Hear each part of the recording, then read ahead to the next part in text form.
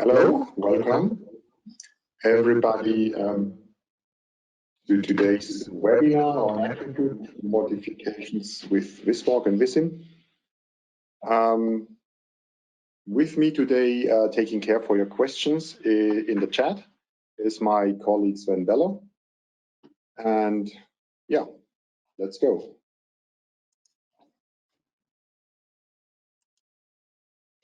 So here's an overview of what I planned for today. First, something on material on the topic, which you can already find online. Maybe you've seen it already. If you're interested, you can have a look afterwards. Then a short introduction on attribute modifications as features, basically. So if you have never used them before, but you know a little bit of Vissim and of Viswalk, or one of the two, no problem. And then 3 examples how they can be made use of. And finally, some announcements. I mean, surely when you are in LinkedIn, you have taken notice of it. That linked with this webinar will be another competition, a summer competition this time. So it pays off if you stay until the end. Yeah, attribute modifications, they were introduced with the last main release, autumn 2020, so for the version 21. Hence, it's no surprise that you already find some material. The US colleagues have done an interesting piece on using attribute modifications to model pickup, drop-off situations, so taxi operations, mass operations. For the invitation to this webinar, my colleague Peter Sukanik has done a demo on how you can model coupling and decoupling of a trailer.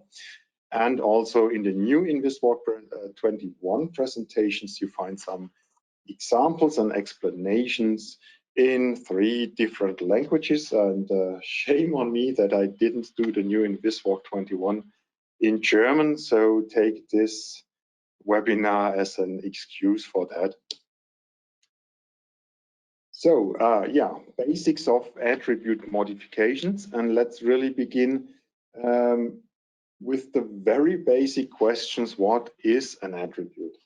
Attributes, they belong to objects and define their and describe their properties.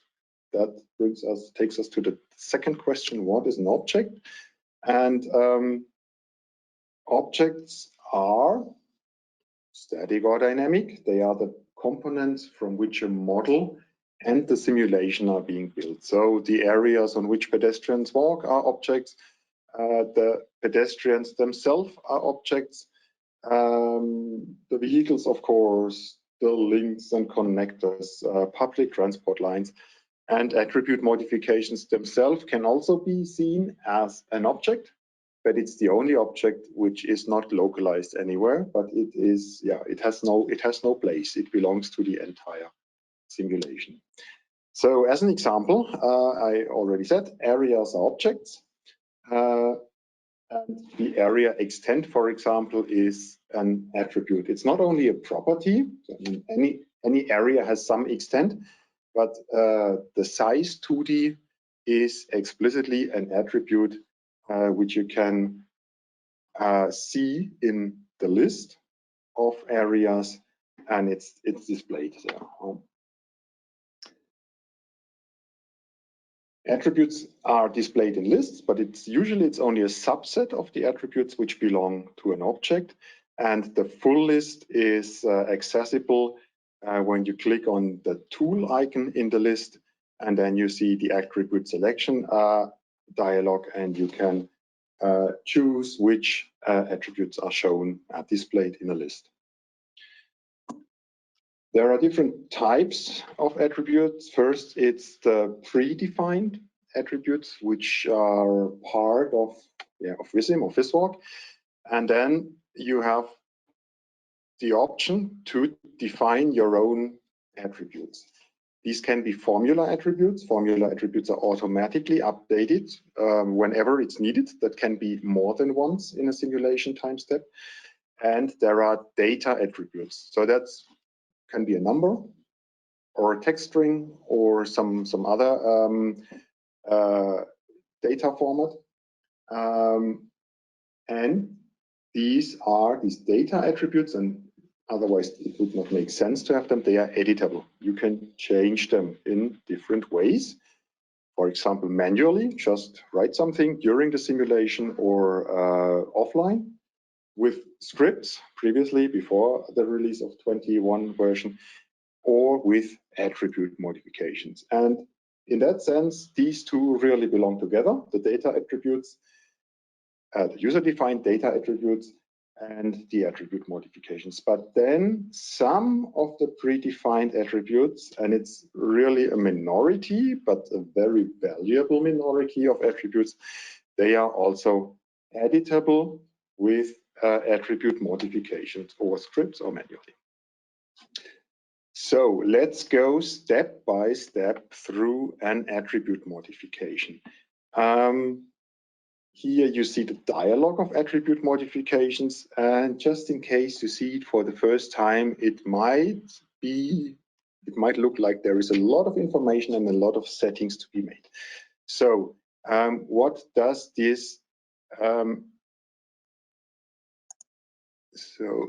okay, can you hear me? I was silenced. Sorry, I was wrong. Good. So this attribute modification, it says modify. That's its basic structure, yeah, or what its purpose, to modify something. And then it says from simulation second 60 to 120, so in the second minute of the simulation, each 10 simulation time steps at the beginning of the simulation time step for each pedestrian, the value of the individual desired speed factor. So that's the most important setting probably, that you choose the attribute which is going to be modified with its value. And then there is a filter, so only for those pedestrians who are located on area number 5 in this case. And then a simple formula, namely a constant, so set that the value of this attribute to 0.5. And these can be much more complex here. These can be really formulas. One formula will be demonstrated in the first example, evaluation of weight or generalized journey times with generalized time or generalized costs. What is that? It's a concept which is widely used, to my knowledge, in the rail infrastructure planning in Great Britain to make investment decisions, really. And as the name says, it's based on travel time. In our case, I narrow it down here in this example, the travel time of pedestrians in a station. But it's used in general also with travel time on train from station to station. So the concept is larger than I demonstrated. It's only an excerpt. And then generalized means that the value of 1 second or the costs of 1 second, depends on how you see the perspective, is not necessarily 1 second is 1 second, but if you walk for 1 second upstairs, then it's counted like 4 seconds sitting in a train, for example. Huh? So there are relative weights depending on the activity or the situation of the travelers. The example which I'm showing is actually it's used by TfL, and I let it open if the used is present or past tense, because I'm not fully sure if there has been an update since I last was really confronted with it or not. So please, if you really want to use it, check if it's up to date still what I show here.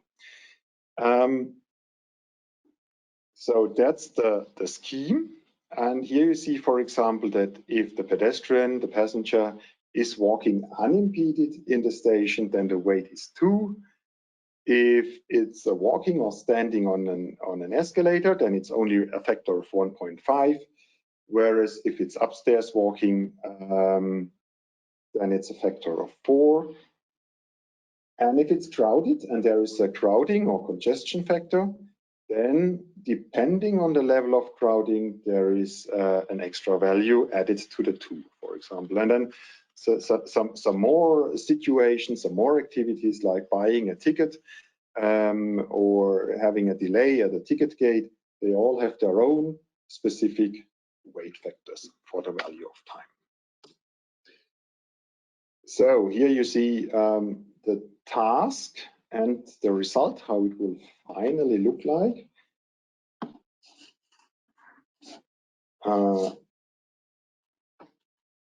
Sorry, can you still hear me? My screen has frozen.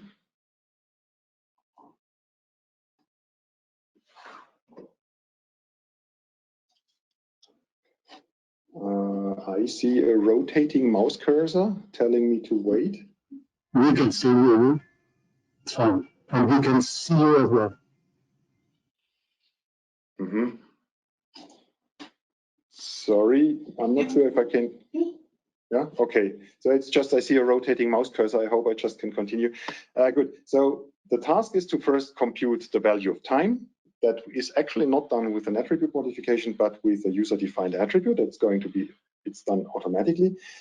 And then sum these values of time to calculate a generalized journey time. And now it asks me if I want to restart PowerPoint.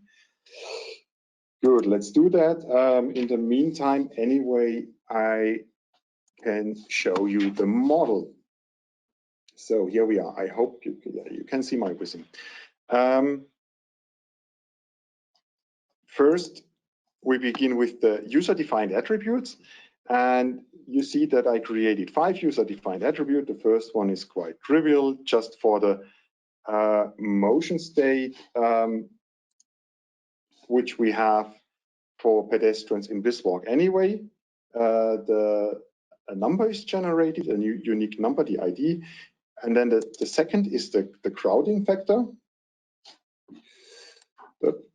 The crowding factor, which is computed just in the way as it is defined in the value of time scheme.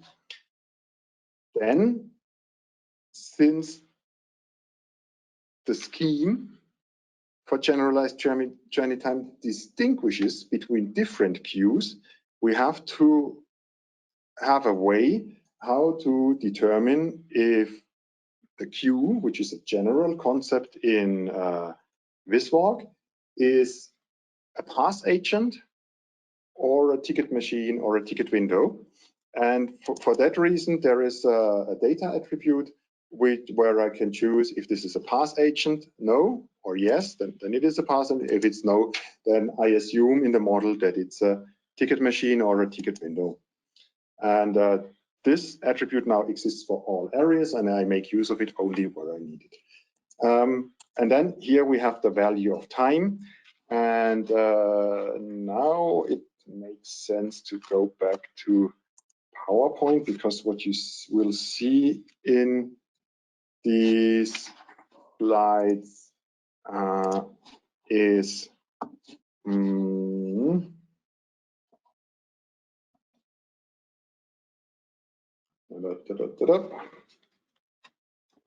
so I passed the slide where it crashed. Is the mapping, and that's a crucial piece, of course, the motion state which we have in Viswalk, and then we have to map that on actions in the generalized journey time scheme to be able to compute a value of time for each moment where the pedestrian moves. And of course, it must map well. And the good news is that just, you could say by chance, or you could say, yeah, that's because that's how walking is and how you have walking situations for pedestrians. They match quite well. So the only thing is really that we have only one way for waiting, and the generalized journey time has 2 different ways, but I already showed you how we can deal with that, factor, I think. So now back to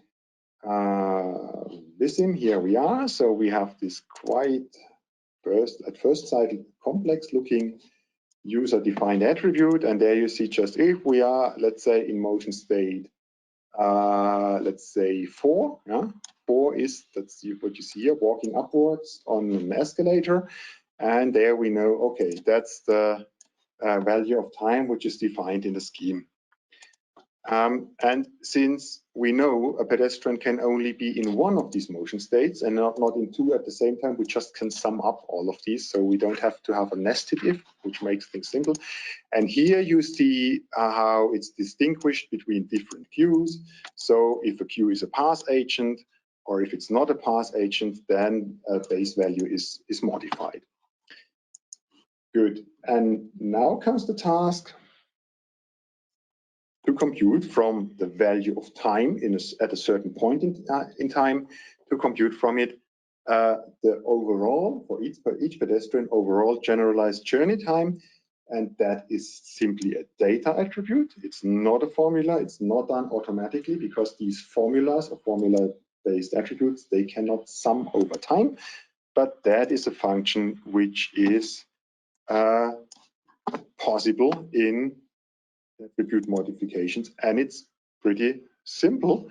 You just say, as I showed before, for pedestrians in network, change the value of the generalized journey time attribute, use the old value and add the current value of time divided by 10. Why divided by 10?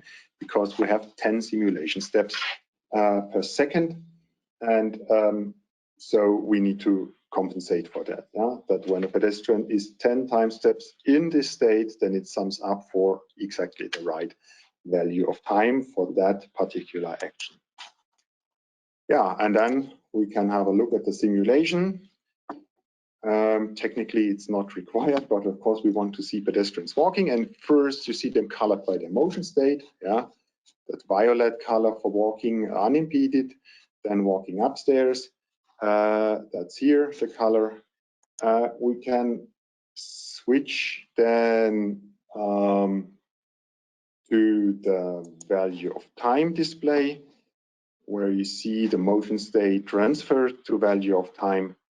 And finally, the generalized journey time, where a pedestrian cannot, well, once a pedestrian is here in that violet region, it cannot come back to be white, because it's only adding time and adding time and adding time. And in the end, and that's something which I'm not going to show you today, it's possible to log this data, the result of a pedestrian, at some later point in the simulation, for example, with the pedestrian record, or you could have other attribute modifications which write the data to further result attributes, and document that and have it permanently available after the simulation, such that you can even do multi-run of Viswalk to have some averages over simulations. Good. So in here, it's now, you can also have a look at the crowding factor if you want. Huh? Good.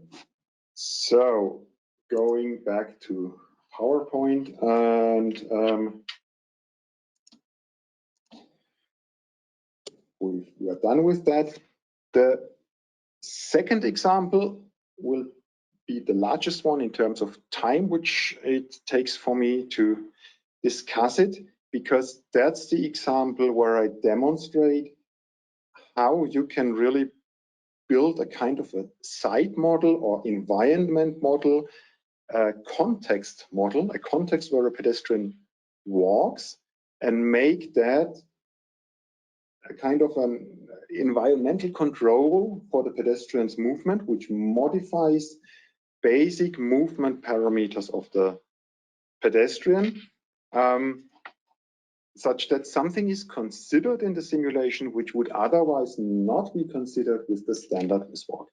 And that's upstairs walking evacuations, which consider exhaustion of pedestrians. And it's a special situation, because in normal operations, when you are not concerned with a building on fire, only very few people walk 10, 20, 100 floors upstairs. They just take the lift. And those who walk, they do it for fun. So that's okay. We don't need to plan for them to give them a more comfortable life. And most evacuations, usually they go downstairs, but assume you have to plan for the evacuation of a deep metro station, and you don't trust the lifts that they would do the job properly. So then in that case, occupants have to walk many, many stairs upwards. And if you don't consider exhaustion, the simulation might be overly optimistic. Now you could say, please PTV, include such a model in the simulation, and then I just can use it right away.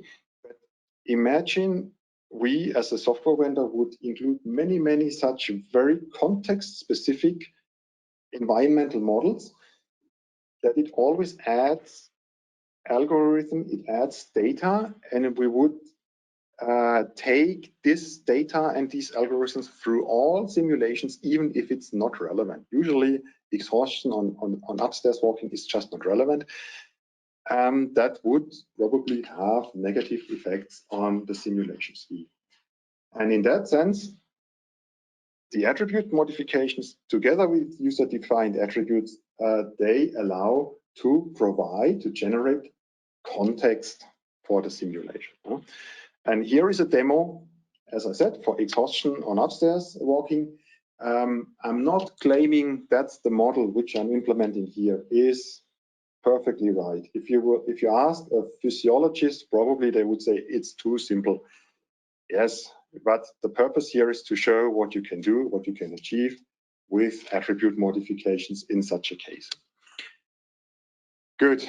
That's what I said. So first, the question is, what is the effect of exhaustion on walking? So first, we do some literature research on empirical data. And there I know this paper, and in fact, it's not a long stairway, and I think it's even downstairs walking. But it's nevertheless interesting, this plot, because this speed density relation, it looks so much different from what you know normally. You see that there is a sharp lower bound of speeds, and that in a density range up to, let's say, about 1.3 pedestrians per square meter, it seems there is almost no correlation between density and speed. Yeah, it's just the dots just cover an entire area with a sharp lower limit of 0.4 meters per second. I think it's speed in horizontal projection. Well, that's the first interesting observation, and there we already might conjecture that where density is so high that it would require pedestrians to slow down below 0.4 meters per second horizontal speed, they rather stop. So assume possibly that's the reason why we don't see lower speeds. They just would stop and afterwards restart walking. So they might probably stop walking even before they enter the stairs. They see it's too crowded, I don't go there, I wait until it's a little bit less crowded. Good. The second piece of data is much larger, and it's exactly concerned with the situation which we are dealing with here. The publication is titled "A Scanning Evacuation in Long Stairways: Physical Exertion, Walking Speed and Behavior." Yeah, that's great. And the data exactly has the shape and the quality of what you would expect for this case. So something which you experience really not so often when you do literature research for empirical data. And I cannot discuss all of the data you can find here in that publication. It's kind of 100 pages. It's much too large. So just some highlights which motivate in the end the model which I'm going to implement. So what did this group of Swedish, I think it's Lund University researchers, what did they do? They hired some participants to experiments and then asked them, would you please go upstairs here, these, I think it's so to 20 floors. And they documented everything. So the geometry of the stairs, everything is well documented. And here is the speed distribution on each, not floor, but on each segment between the floors of the stairs. And my observation, which I found very interesting, is the upper speeds are going down while the lower speeds stay the same. And you see they stay the same at 0.4 meters per second. Walking speed, it might be along the slope here, not the horizontal projection. I'm not sure about that. And there is, adding to the data, there is some descriptions for each of the experiments. And here, for example, it says some people decided to take an extra step when they got tired. And what we saw in the previous chart is seen here even better in this display. The lower floors are the dark blue colors here. The higher floors are the bright blue colors. And you see the faster pedestrians, those who started fast walking, they go down, whereas the slow walking pedestrians here, almost nothing changes. It seems they just avoid to go below 0.4 meters per second walking speed. Good. The second experiment, which was done here, is that one. And I imagined participants agreeing to join, and then how the facial impression they made when they were asked to walk up these 110 meters of this high-rise building. And there is some even richer effects were seen. At the lower floors, the same was seen as before. So fast walking pedestrians slowed down, slow walking pedestrians maintained their speed, and then people started, they had to stop, they had to rest, some even had to cancel the climb and step down. That's why at the higher floors there is 0 speed given as lower boundary. And then the fast walking pedestrians, they remained at a constant speed. What we don't see here is speeds between 0 and 0.2 meters per second, and also very few only in the next interval, 0.4 to 0.2 to 0.4 again. So either people are able to maintain that speed, or they rest and resume walking,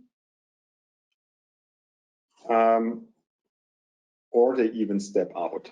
Here, the description of the behavior of one particular pedestrian, rested several times and then resumed walking. Then the question is, why did that guy not just get slower and slower and slower and slower until they were at the walking speed, a climbing speed, which they could sustain?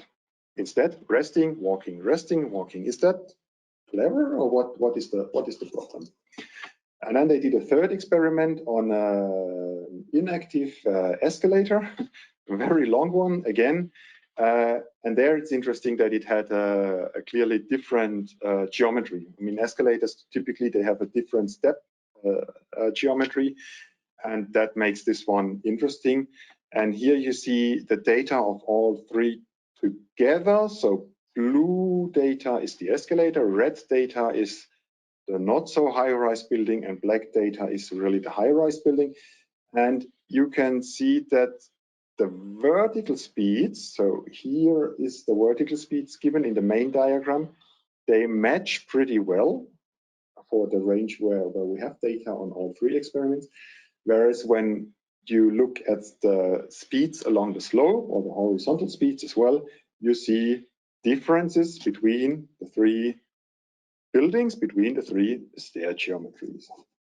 So let's build a hypothesis for the effect of exhaustion while walking upstairs. First idea, the vertical component of walking speeds are independent from stair geometries. They only depend on physical fitness. So when you're physically stronger, you're able to walk upwards quicker, no matter what is the stairs geometry. These walking speeds, they fall in a band of, at the beginning, when people are recovered, fully addressed. It can be 0.3 to 0.6 meters per second rising speed, vertical speed, and then it goes down to 0.2 to 0.4 meters per second vertical speed. And the horizontal speed component follows from the vertical speed and the stairs geometry. That, of course, there is a link. The incline of the stairs determines horizontal speed if vertical speed is given, and also it determines slope speed. And the fourth idea, that's maybe the most important one for the model, which we have later, if pedestrians feel that due to exhaustion, maybe also possible because there is too high density, they need to reduce vertical speed below 0.2 meters per second. They rather stop to recover and resume walking later with a higher walking speed than 0.2 meters per second vertical speed. So that's the reason why before we had a lower limit of 0.4 meters per second, but that was horizontal speed. And here it's vertical speed, what I'm talking about. Good, so much for empirical data and some ideas about it, how they can be explained. Now the question, are these plausible? First, some thoughts on the range of vertical speed. And that's really taken from basic physics. So if you rise some height difference dh, the delta h,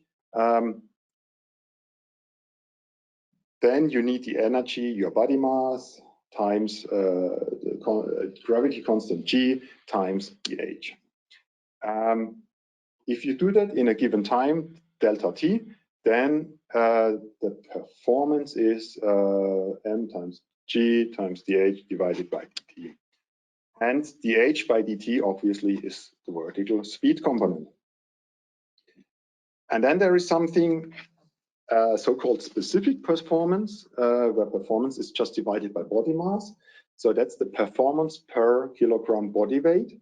And that's just g times vertical speed. And in fact, since g is almost equal to 10 meters per square second, and just the numerical value of this specific performance in watt per kilogram matches about the vertical speed in decimeters per second. And I'm sure some of you with the second eye, they follow today the feed from the Tour de France. And from there, from cycling, but also not only from the athletes, but from the stationary training cycles, it's known that people can bring an upper performance in that range. So normal people, no athletes, the elderly, the seniors, they can do 2.5 watt per kilogram. The youngsters 3 to 3.5 watt per kilogram. And then when you go beyond that, you can consider yourself to be an athlete. And if you go beyond 6 watt per kilogram, then the journalists start speculating if that can be only due to training. So for a large part of the population, this means that they can achieve vertical speeds between 0.2 to 0.4 meters per second, long-term, permanent performance. Yeah? Short-term can be higher, as long as you're using your glucose reserves. But then when you go to glycogen energy production, then or even fat, then it's going to that range. So that means the measured vertical speeds are quite plausible. Now the second thing is, and that's a geometric, physical consideration.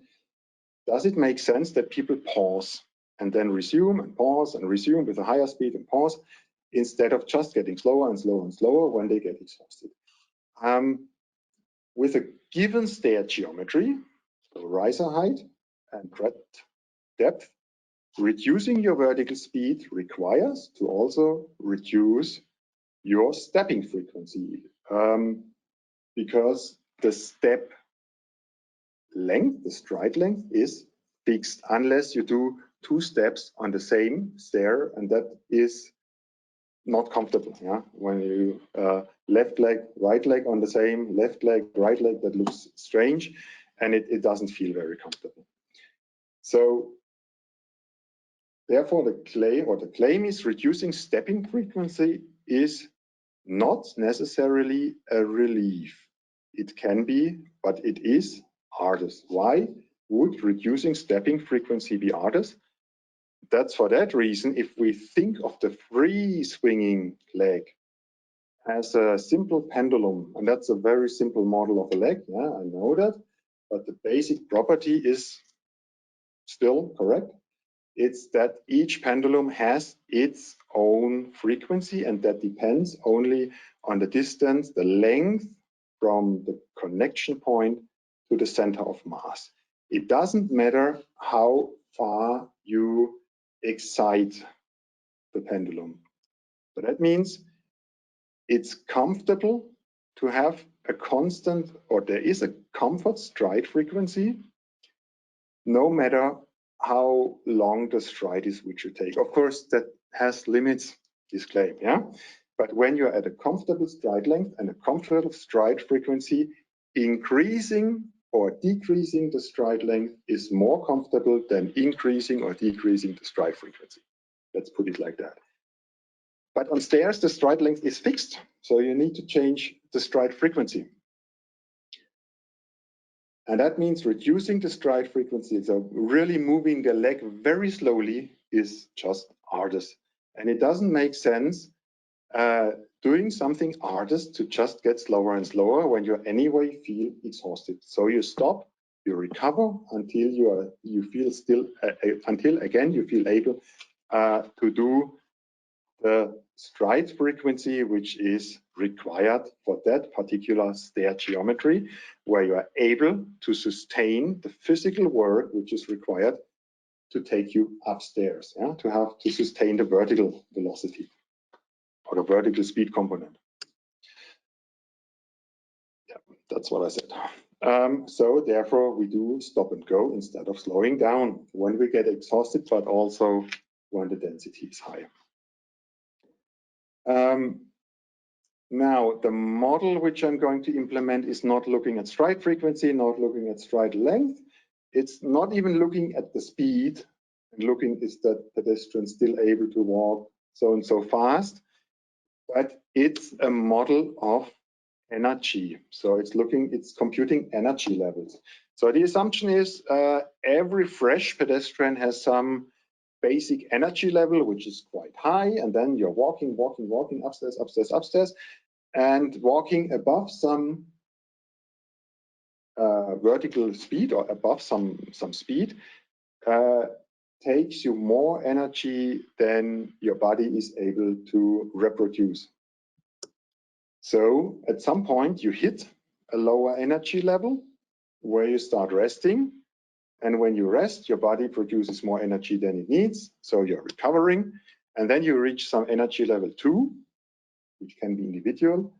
And there you feel I'm again able to resume my walking, start walking, maybe slower than before, to not get exhausted quite as fast as before, until again you hit the lower energy level. Recall that in the empirical paper, there was a person reported to rest many times. Yeah? So this person didn't learn in the sense how fast it can walk. It just had to go faster than it could sustain vertically.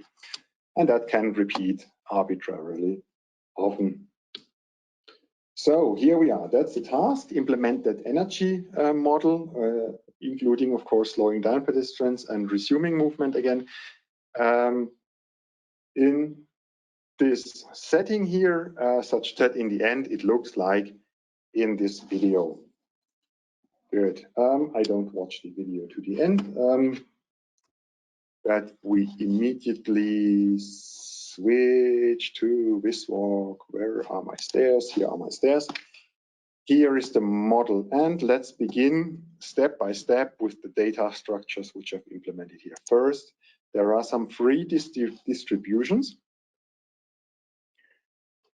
which model the distribution of the sustainable specific performance which pedestrians can sustain, of course, over the population which we have. So between 2 watt per kilogram up and 3.5 watt per kilogram. So I have no athletes in my population. There is this initial energy, and that is just, these numbers are just made of thin air, such that in our model here we see some effect. I do not have a reasonable interpretation for these numbers, 50 to 100, only it fits my model, so I can demonstrate you something is going on. And we have an energy reserve. It's just a matter of our data format. It has to be positive, but it's understood to be negative. So my value E1, the energy reserve, so where you have, when it hits that level, so minus 50 to minus 100 somewhere, then the pedestrian would switch to resting. And I don't have a distribution for the level E2 where we resume walking, because I assume that value is 0 for everyone. Yeah, so that's just to simplify the model. It doesn't reduce what happens, the complexity of the model. It's not it's without reducing the generality. Good. So here you see as user-defined attributes for all pedestrians these properties: maximum energy, then the energy reserve, where people start to rest when they hit that one, the recovery energy, and here is the sustaining, or the sustainable performance, specific performance which it brings. So that's the energy over time which pedestrians can produce with their body. And then we need for the simulation some dynamical properties. So these are fixed for each pedestrian during the simulation, and these change. So that's just an auxiliary variable or attribute. It's the previous set coordinate, which I need to compute the vertical speed component. And then there's a current energy which a pedestrian has, and a current performance. And that's the core of the attribute modification. That's the extension of our motion states, which we have in Viswalk. Yeah, we don't have motion states in Viswalk which are walking upstairs, recovering, reinitiating walking, but that's introduced here with these values. 0 means walking, 1 means coming to rest, 2 means recovering, and 3 means restarting walking.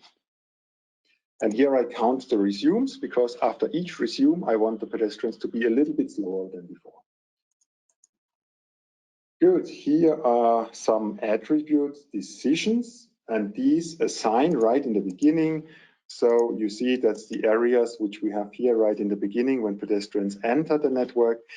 The first attribute modification picks one value from the distribution of performances and assigns it to a pedestrian. The second does so with the rest energy with the energy which the energy level which pedestrians have when they start, and the third attribute decision assigns the energy reserve where they have to rest when they reach that level, the negative value of it. Good. Here are our attribute modifications.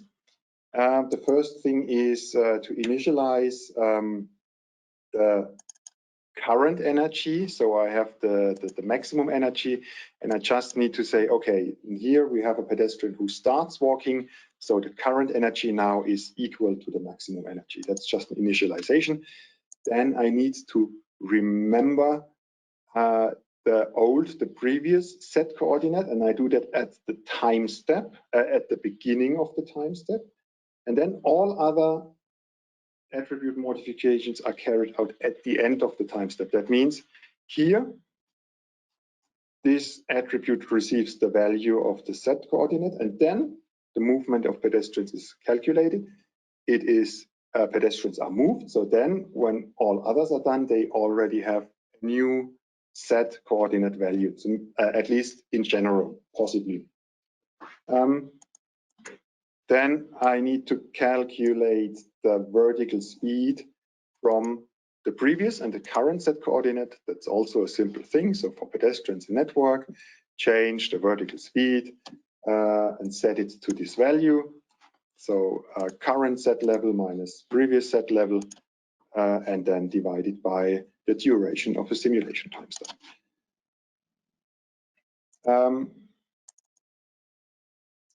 From the vertical speed, we can compute the current specific performance. That's just multiplying it with a constant factor, trivial. And then we have to calculate the current energy level, and that's not exactly as trivial. We don't have a filter here, but the core computation is we have the previous energy level, and then we reduce it by the current performance multiplied with the duration of a simulation time step, plus, of course, the energy which the pedestrian reproduces with his body, and that's also multiplied with the duration of a simulation time step. And then, of course, a pedestrian never should recover above its maximum energy level, and therefore we have to cloak that into a minimum function. So that's the dynamics variable, and so then the next thing is the dynamics of the motion state extension attribute. So that's in fact, that's the model of exhaustion in this Viswalk model. So the first thing is we assume, or not we assume, for a pedestrian who is at walking motion state, so equals 0, and if the current energy is below the negative value of the energy reserve, we switch the motion state from 0 to 1. So this pedestrian now is coming to a halt, stopping to walk. Pedestrians who are at the moment stopping to walk, their individual desired speed factor is reduced to a value very close to 0. And second, then afterwards we change the motion state directly onto this pedestrian is resting. So if the motion state is 1, then change it to 2 after we have changed the individual desired speed factor. Third thing is if the motion state is 2, so if the pedestrian is recovering, but now if the current energy level is positive again, then we want the pedestrian to reinitiate its walking. And reinitiating walking means first we just increase the counter for the resumes by 1. And the second is, of course, we have to change the value of the desired speed factor back to a larger value, and we do not exactly 1, but with each resume we take away 5% of the desired walking speed. And then finally we switch from resuming to walk to actually walking, so from motion state extension having a value of 3 to a value of 0. Good, that's it. That's the model implemented. Let's see how it does. And I create very many pedestrians here because I was interested to what is the result. Will the last or the first pedestrian at the start, will it also be the first at the destination, climbing first? But that's not the case. Some pedestrian here in the middle of the field will overtake all of them and finally reach to the top as the first. And you see here pedestrians, at first pedestrians are color coded with their vertical speed. So you really see as soon as they reach the platform, their vertical speed drops to 0. So in the turns, they can rest a little bit, and you can find publications where this is confirmed, that on the first few steps going upstairs, they are a little bit faster again before they fall back to their currently more or less normal speed. But that is not modeled here. Yeah? So you see it's still a model which is a simplification. Let's see if we can have a look at something else. Yeah, the relative energy. So here I divide the current energy of a pedestrian by its energy reserve. So when they turn more and more red, then we can assume that soon they would come to a halt. So that was wrong. So that one is at least turning yellow. Let's speed this up a little bit, and so soon we will see some pedestrian resting. So we have a look at the motion state. So here we see all pedestrians are walking, but not long to go, and we will see some pedestrian being exhausted and coming to a halt. Here we have them. So you see them recovering, and they stand still and impose an obstacle in the path of everyone else. They are still a bit cooperative and give some way, but you see these other pedestrians, they have to walk around them. And that's the piece which we want to consider in a simulation, to not be too optimistic with our simulation project results. And I mean, of course, tracking the energy level of pedestrians is something when you think what could be an equivalent model for cars, a simulation of road traffic. Yeah, maybe an electric car, for example, yeah, which has also some solar panels and or is recuperating energy from when it's braking, something like that. And a similar model could be implemented for them. Good.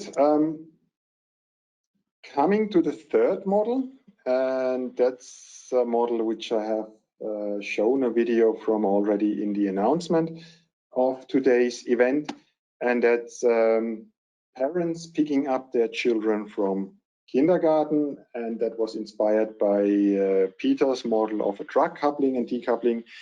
And this model is making use of attribute modifications for three purposes. First, the child has to realize my parent is there, then run there. Second, the parent has to realize my child is there, then start walking. And third, we have to exchange somehow the appearance of that adult to be a father or mother and child model. It's only mother and child. Sorry, I would have really liked to also produce the father and child models, but that's not my talent, producing 3D models. Here we use a new attribute. Basically, that's a feature for Viswalk 22, so only to be released in autumn. But for this webinar and for this challenge, we included it already in a service pack of 21, such that you can make use of it for the competition. It increases the options which you have in relation with attribute modifications a lot. So that's a sneak preview, if you want, of Viswalk 22. You get one of the features already now. And let's have a look at the model. First, I show you a model where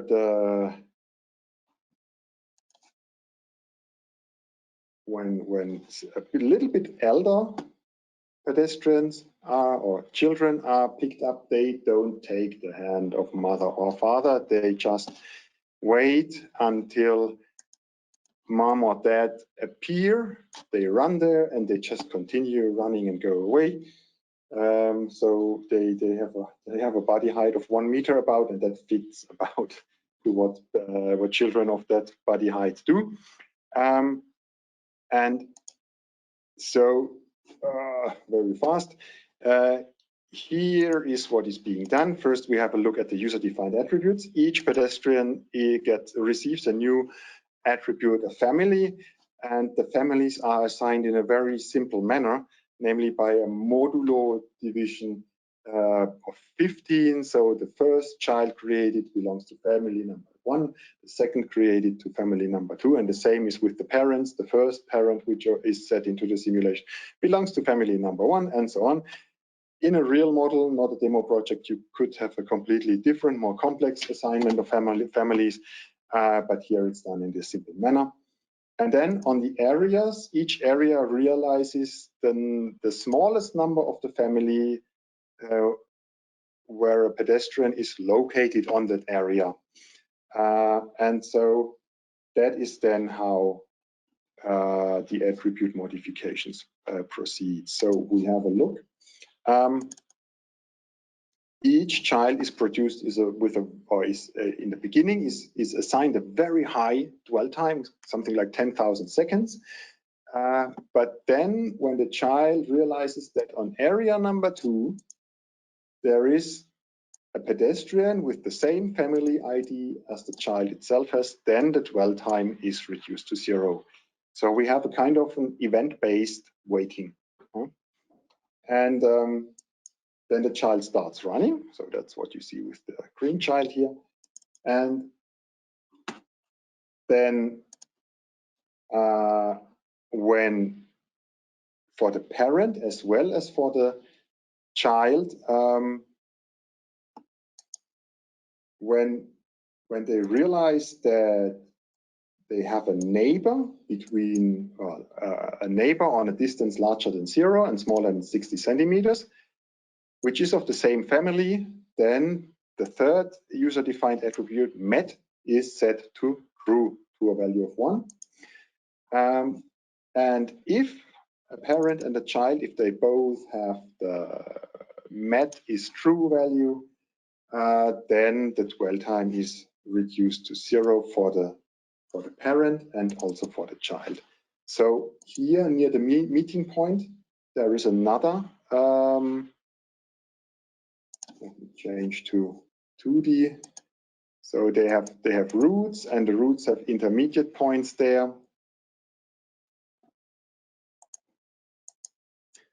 And there is a dwell time.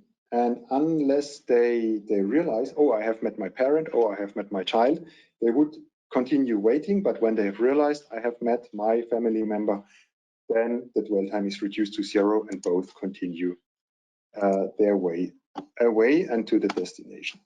So what in addition is it that we have to do that the mother or the father take the child by the hand? And for that purpose, there is a 5th attribute modification, which acts on the pedestrian type attribute. And it just checks, does the parent have met? Or first, it filters by pedestrian type smaller than 201, which is the parents.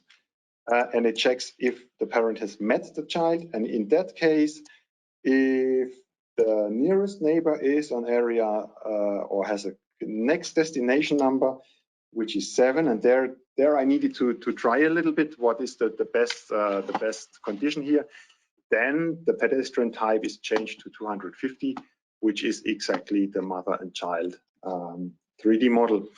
And in the model itself, you also have to change something. So in that case, the child has to have its destination here. So the child is taken out of the model in the same time step as the parent changes to be a mother and child model. And that it's really the same time step, that is something where I myself had to try a little bit, that I find the right condition, the right if condition. Otherwise, there would have been one time step where the parent was alone, the child already is gone, but the parent has not changed its appearance to be mother and child. And important here, that's what I would want to underline. Pedestrian type, if you change it, you cannot just put the bare number here, but it has to be in quotation marks. You know? Otherwise, it does not work, because it's not a number, but it's also not a reference, but have the idea of it as being a reference, and that has to be put into quotation marks.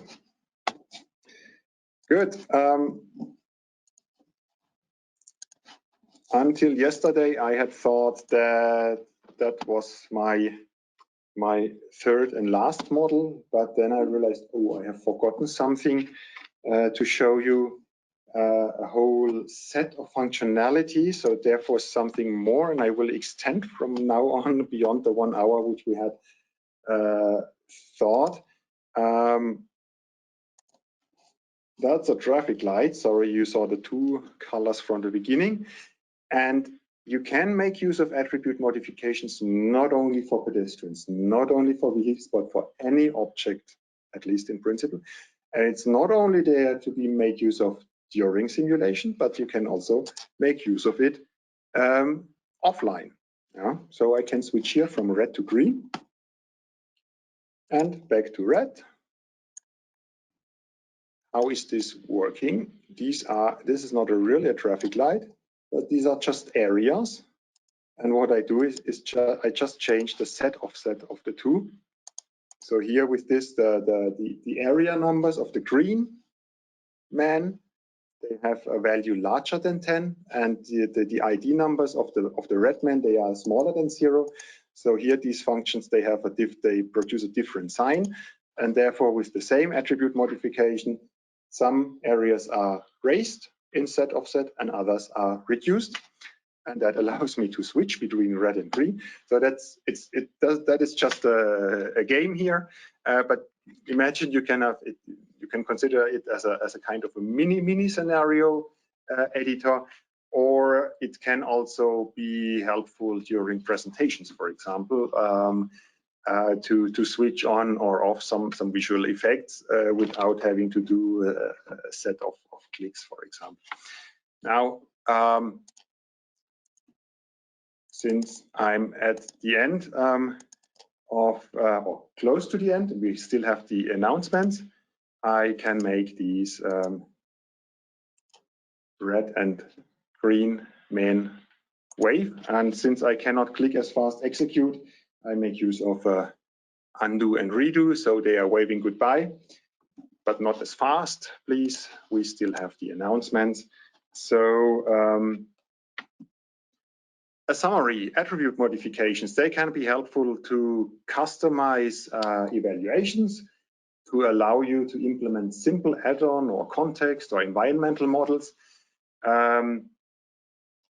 easier than with scripts, but still not as powerful. So for example, with a script, you can create a pedestrian or a vehicle. You cannot do that with an attribute modification. So there is still a good reason that we still offer the option to use Python scripts with Vissim and with Viswalk. And they can be applied to all objects, not only pedestrians, not only vehicles, and they can be used during simulation, but also during modeling and presentation. Good, now for our summer modeling contest. So the task is to create a very useful or a very creative, very funny or very summer spirit model, which just makes use of attribute modifications. As long as summer is going on, so until September 15th, and post it on LinkedIn or Facebook with our hashtag here, scripting without a script, and please tag PTV group. And if you're lucky and if you had a very creative idea, then you can win a feature on our website and blog, plus a fan package and fame and glory. And what is guaranteed for everyone as a win is when you do that, afterwards you will know attribute modifications because you have practiced it a lot. If today was maybe a little bit fast or I forgot about this or that detail, my colleague Sven Beller is currently preparing a tutorial on attribute modifications. We plan to publish it next week, possibly. So check out our YouTube channel, but also check out, of course, our LinkedIn group at Vissim, where you can find help on modeling issues, our Facebook page, our YouTube channel, where this webinar will be, with the recording will be published also in a couple of days. Also, the tooltips of PTV America can be very helpful. It's a already very good resource. If you are interested in future webinars, check out our website. And the PTV Vissim knowledge base is also a good resource if you get stuck in modeling.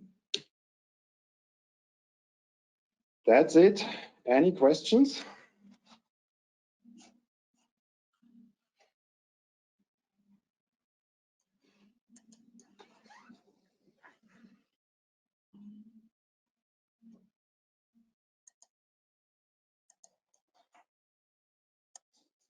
Okay, I first need some time to gain an overview of questions because I did not follow them during my presentation.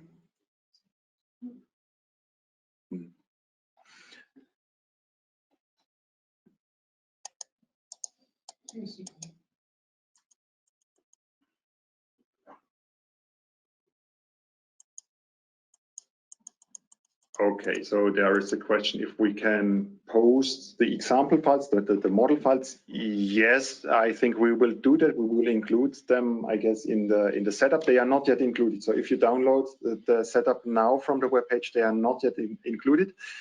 Maybe we can put them for the meanwhile, put them somewhere for download. Yeah, we will make an announcement on that.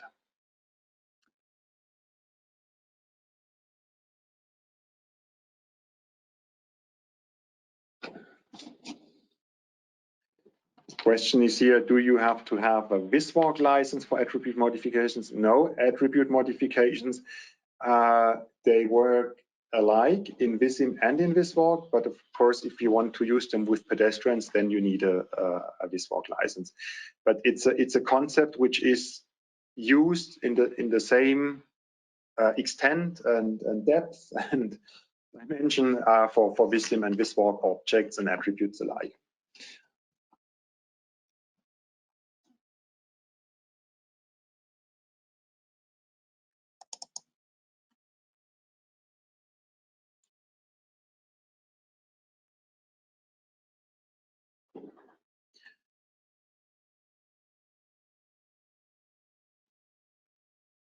Yes, if I can describe more about value of time.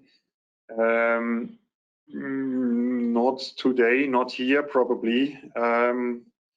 Maybe also not me. When I searched for generalized journey time and generalized costs, I found a lot of papers of researchers who dedicated a good deal of their time to this concept, much more than I did. So there are very good sources other than me.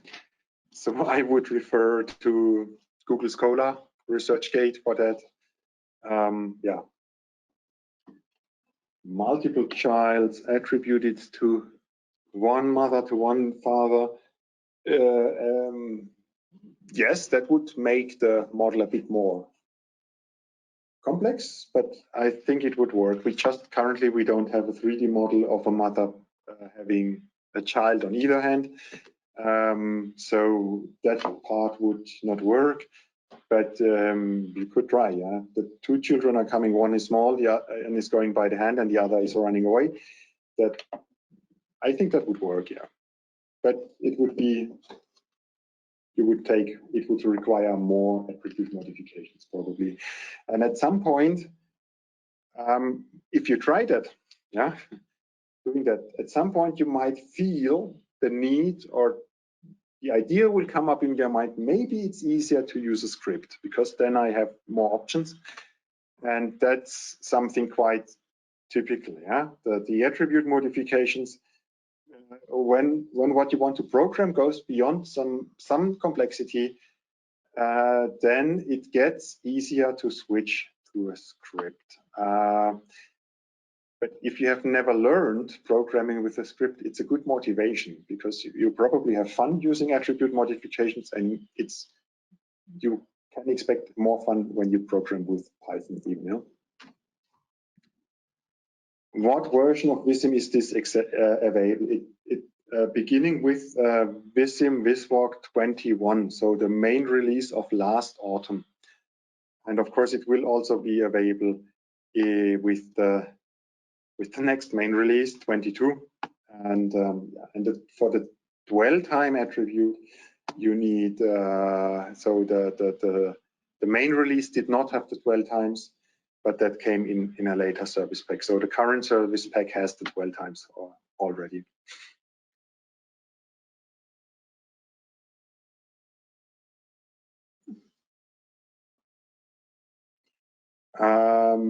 So here the question is that the root had to be changed, the root of the child had to be changed such that it disappears. Can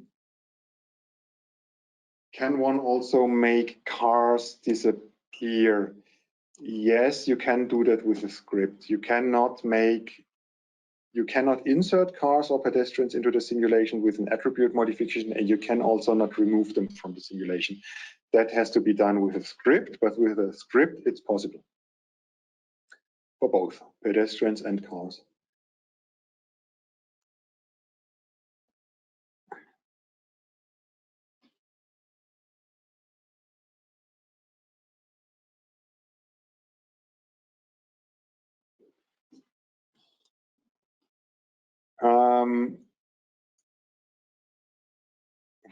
For the trailer example, so the lorry and trailer example, if a 3D model was produced, actually I don't know that in that detail.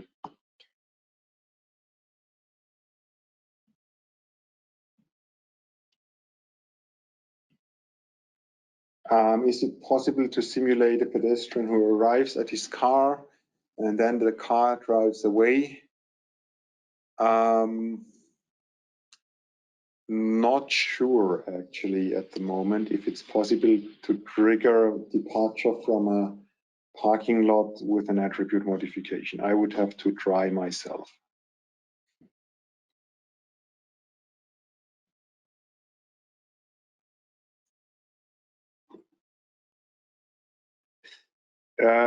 The sequence in which attribute modifications are executed is first, it's looked at the beginning of the time step or at the end of the time step, and for all who have the same setting, it's following the ID. So it's like line numbers in a script.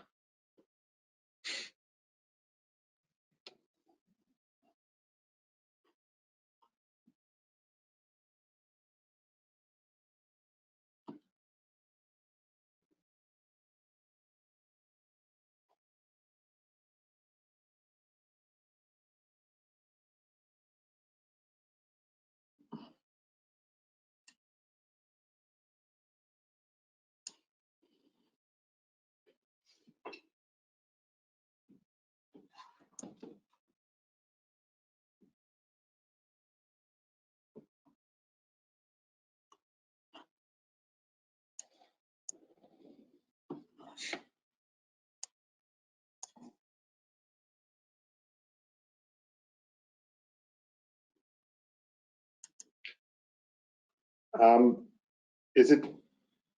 Can you check in with ComHelp which changes are possible with attribute modification?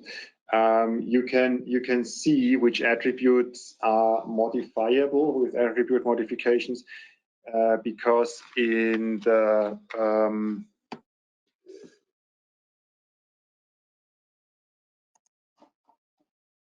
dialog.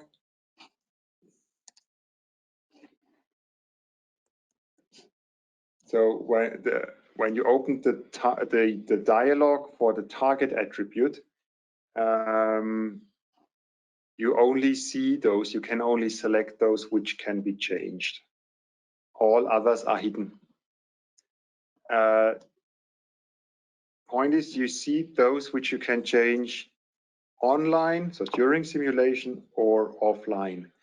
So you can select here some and set, so for example, you can set here, I think hair color is something. You can change the hair color offline, but you cannot change it during simulation, so you would have to do it manually. but if you have a time step start, then it tries to do it during simulation, and then an error message is given. Yeah. But those attributes which you cannot change at all with attribute modifications, they are just not shown here.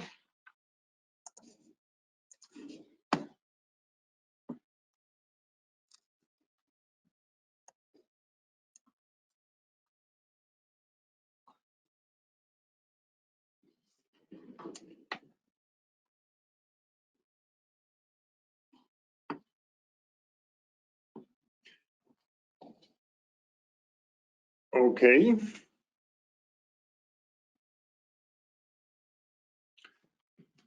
So I see